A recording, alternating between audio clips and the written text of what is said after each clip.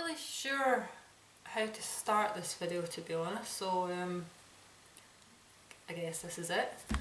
You'll already know by the title of the video that it's not a happy one. So if you don't want sad stuff, click off. So I'm quite an open person when it comes to everything to do with like my breeding journey. I've spoken in the past about things that have gone wrong, how I've had a doe die, and I had a kind of bad time with Saffron's litter, sadly. So she gave birth on Sunday. Not that really the day's any relevant anyway, but she gave birth really early in the morning. It was like day 23, and she gave birth really early in the morning. So the way I had her cage set up is it was facing right by my window of the shed. So that basically I was able to stand outside the shed and I could either listen through the window for babies crying, or I could see like into our little house where she chose to have them. And the first thing when I went out in the morning, there wasn't really a lot of babies crying, and that's usually like the first sort of sign you've got the babies, is you hear them. Like, they're noisy little things. High-pitched, eeping, which is why we sometimes refer to them as eepers. So I didn't really hear that. But looking in, I did see a little bit of her bedding in her house that had some blood on it. So I knew she was either just having them, or, you know, she might be in the process or was just about to. So I decided to go quietly into the shed at this point, just to sort of, you know, see if I could hear them better. Maybe it was just because I was outside that I couldn't hear the kittens. And when I went in, there wasn't much noise at all. Like, there was a tiny little bit of noise, and I thought, oh, I think she's just having them right now. But as I stood quietly outside the cage, she ended up popping her head out. And then she came all the way out. So I thought, okay, you must have had them. If she was in labour, she wouldn't have come out of that house. She would have stayed in there. So because she came out, I took the chance to take her out. I always check her over. You want to check, you know, that she's not got any excessive bleeding, feel her belly for any kittens that might not be, you know, out yet, etc. But she seemed happy enough, so I just popped her in a carry cage really quick, lifted up the house that the babies were in, saw that there was a few babies. I didn't touch them at this point, just got a wee quick picture, put the house back and put mum back, and like that was it. I did think it was strange that they weren't very noisy. That was the first time I've heard, you know, they've been so quiet. So I guess that was like my first inkling that something wasn't quite right. So anyway, I left her a few hours, probably like a couple of hours, and I went back out. And again, she like came straight out the house to see me, which isn't completely unusual. Like, my mums tend to be quite relaxed or quite happy to come out the house. But I was just thinking, no, you seem a bit obsessed with seeing me rather than your babies. So I thought, I'll have one more check of them and then I'm going to leave her be, so that she bonds with them and, you know, takes care of them. She hadn't really built much of a nest either, to be honest. I mean, she'd had them in the house, so at least they were like warmer being in there. But at this point, when I checked them a second time, I did touch them. And that's when I realised how cold they were. So they were quite cold. And you can see, basically you want to see a milk band on them. So because they've just, like, you know, just born, they get this like across the side of their belly. Once they've been fed, there's this really kind of thick white mark, and that is the milk showing that it's in their bellies. So they didn't have any milk bands and they were cold. So this is when I started getting more concerned. So I put Saffron back and I kind of left her to it. By this point, I'm messaging other breeders, more experienced breeders, kind of chatting through, and we decided at this point, leave her be, give her a couple of hours, you know, at that point maybe want to heat the kittens up, etc. So I gave her another 2 hours in the hope that, you know, she would start being able to feed the kittens. I went back to checking them again, and they were still cold and they were still unfed at this point. So I took them out and I heated them up, which there's a couple of ways you can heat the kittens up. You can do a heat pad, which I do have, and you can actually just kind of put them on you, like skin to skin contact. So I did actually just put them down my top. and kind of like nestled them here just so that they were getting the warmth of my body to try and heat them up. And the hope was that heating them up would make them noisier, and making them noisier would encourage Saffron to, want to deal with them, what to, feed them. So I heated them up and popped them back in, and then left her to it. And I just kind of, watched her through the window because, as I said, I could see into the house. So I watched her, I watched the kittens. I saw them suckling. They were wriggling towards her. They were clearly latched on, and they were trying to eat.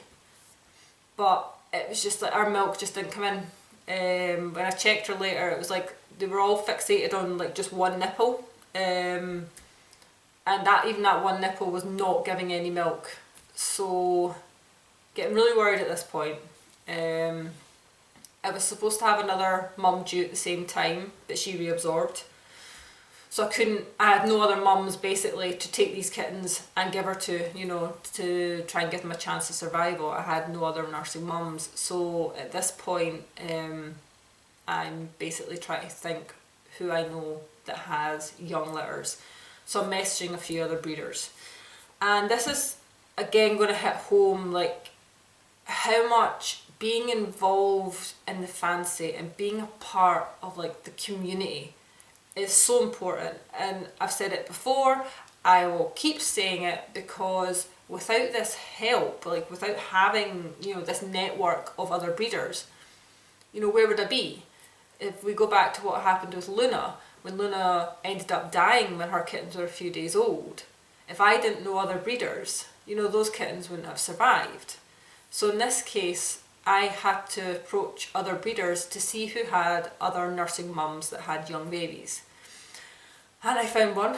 There was one breeder, so slowly we had to go to hers, really short notice. And that is, again, what is so amazing about the fancy is I messaged her and I said, I have kittens, mum's not producing milk, please can I come, like, please can you help? And instantly she said yes, like, bring them over. And that's exactly what I would do as well. Like, I would be exactly the same. Like, if I had nursing mums and they had issues and I was approached and they said, these kittens need fed, yes, like, instantly, bring them, bring them over, we'll do our best. So we did take them over, and I knew it was like low odds anyway, because these two mums that she had, they did have large litters themselves. Saffron had 12, one was stillborn, so we had 11 kittens.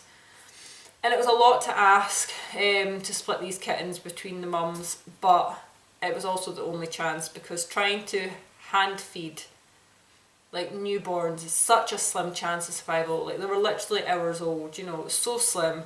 It's round the clock feeding. It's not something that you should be trying to do. You should be trying to find a nursing mum to give them that chance so the mum can take care of them. So we left them there. We turned up about dinner time. We left the kittens for the night, and what we did was we took out some of the mum's current kittens who were obviously well and fed, and we put mine in the hope that they would have a chance at eating and get a head start on some food. So that was it. She checked them at night and just said they're looking warmer. I think they're managing to get some food. So we kind of left it like that, and we always knew it was, things like this happen. You're prepared for the worst, and I was prepared for the worst. And sadly, the next morning she messaged me, and none of them survived at night. So it was sad. Like, I'm more sad for Saffron. Like, it's just, I'm sad thinking about it. You get so excited. You've planned all this. Saffron's gone through labour. She had a really good birth. And when I say she had a good birth, I mean, like, there was no complications with the physical birth. There was very little blood in the nest. Like, it was a really good birth. And to then, hit this wall that she just couldn't produce milk. And then, of course, having to take the kittens away from her, in the hope that we could have saved them, because leaving them with her was just a death sentence anyway, because she just wasn't able to feed them. So yeah, it was rough. It's rough. And I feel that I need to talk about this because so many people have random litters, you know, get a pregnant female that's just a baby itself and they let them have litters. Obviously things do go right. I've had plenty of successful litters, of course I have, but things do go wrong, and honestly it really, really sucks. Saffron's doing okay. I had to put her back with her original group, but unfortunately her hormones, understandably, are haywire just now. So she did attack a couple of the girls that she used to, you know, live with. So I've had to separate Saffron again for now. So she is right now by herself. I'm giving her like another 2 or 3 days. Let the sort of hormones calm down for her, let her kind of process everything. Because obviously, you know, she's had kittens and now they're gone.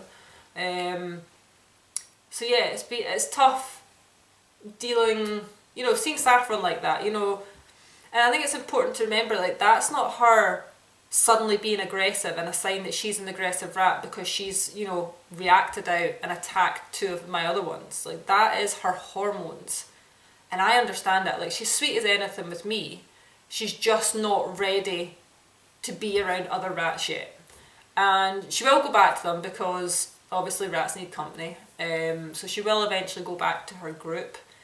And I'll do it as soon as possible. Like, as soon as safely, you know, as soon as it's safe to do it, as she is a calm, you know, as soon as she, like, her hormones are levelled off and she's able to handle that company, I will put her back with her group. But yeah, whew, I feel like I've maybe rambled. I don't really know how many people are going to watch, you know, all of this.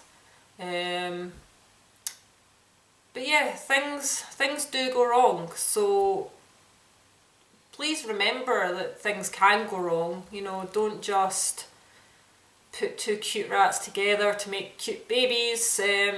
As lovely as it is having babies, as you know, as much as I adore raising them, I love having kittens, but you need to know that things can go wrong. And I guess that's really the point of me uploading this video.